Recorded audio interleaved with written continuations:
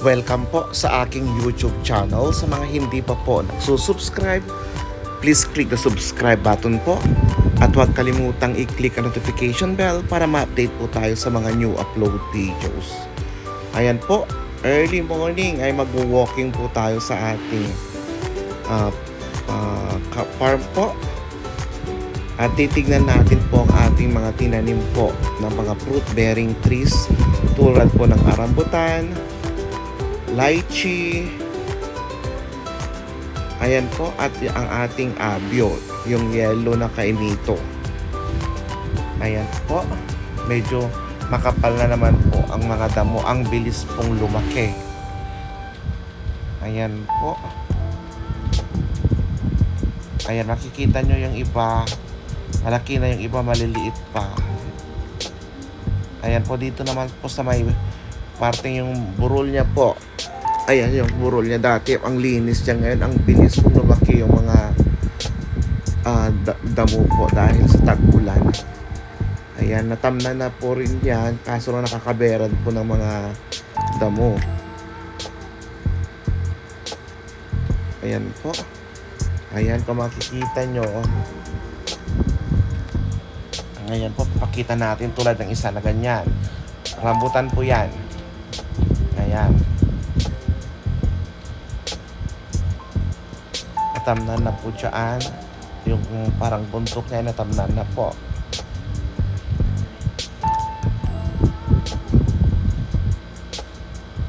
May malaking durian dyan. Ayan, nagtanim din po tayo ng durian at saka yung suha po, yung pomelo. Ang Davao pomelo. Ayan, rambutan din po yan. Ayan po mga naitanim. Yung mas maliit po na bagong tanim yun po ay yung mga abyo. Ayan, halata mo pong rambutan po yan. Rambutan po yan. Ayan. 2 to 3 years po magbubunga na yan. Kasi mga grafted po yan. Ayan po.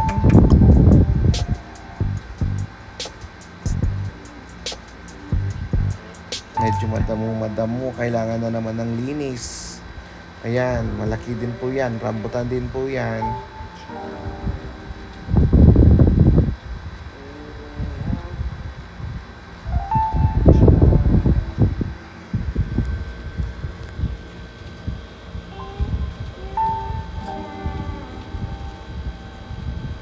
Ayan. Iba, anong tanim naman yon? Baka yun sa isa sa mga abyo. Yan, abyo yan.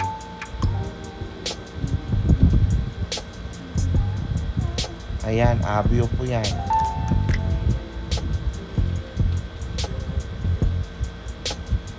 Ito, rambutan to. Ayan, rambutan po yan. Rambutan. Ayan po mga rambutan. Yun pong pinakaburol niya po, bagong tanim po kasi ang mga yan. Pero dun sa baba medyo malalaki na po. Pero may maliliit pa rin kasi yung mga namatay, papalitan po natin. Masakripisyo lang din po talaga ang rambutan na tanim. Kasi kailangan niya po ng tubig. Kailangan pong dilig ng dilig ng dilig. Yan po, mamumuhunan ka po. Kaya yan, durian po yan. Durian yan. Kaya sa mga kaibigan, mga kamag-anak, nanghihingi ng mga rambutan, Diyos ko po, kung alam nyo lang ang puhunan po, yung pagpapadilig mo po ng, ng mga rambutan, Diyos ko po. Ayan, hindi po kusang nagbubunga lang yung karambutan. Gagastos ka po. Ayan po. Ayan, abyo yon, medyo yellow color.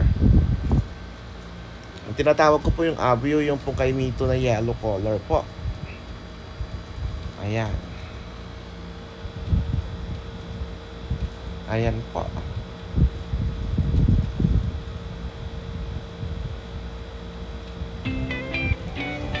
Dito naman sa baba, ayan. May mga namubunga na po sa baba. Marami po kasing variety po ng rambutan. Ayan po. Pero tuklapin po yan at matamis. Ayan, mga bunga pong ganyan. Ayan, o ayan. Ang ganda po. Na nakikita mong namumunga na po ang inyong mga tanim. Ayan po. Maganda po to po sa mga retirement. Ayan.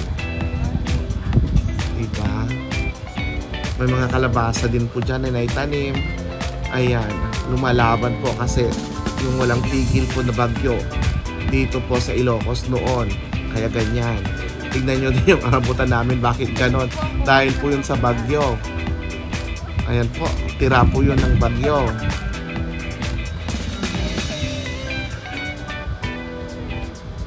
Ayan po. Maraming salamat po sa mga nakapanood hanggang dito.